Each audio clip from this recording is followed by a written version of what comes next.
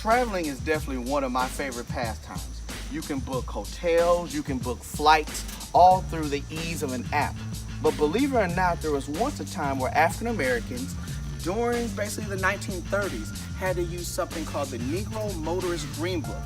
It was a book that was developed by a Victor Hugo Green, a mailman, that made sure that African Americans traveled safely all throughout the South.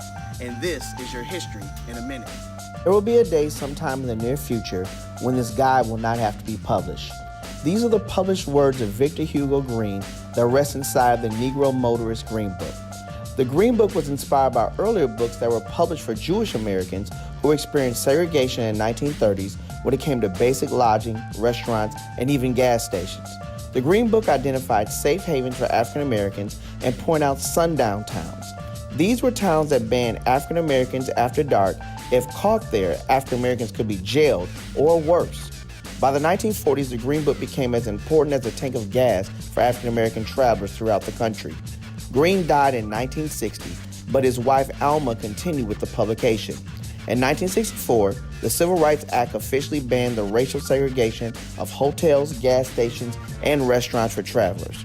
We salute Victor Green for providing safe passage for many African American travelers during the Jim Crow era. Everybody is a history question, but only you dictate what is the answer to that history question. And this has been your History in a Minute. Until next time.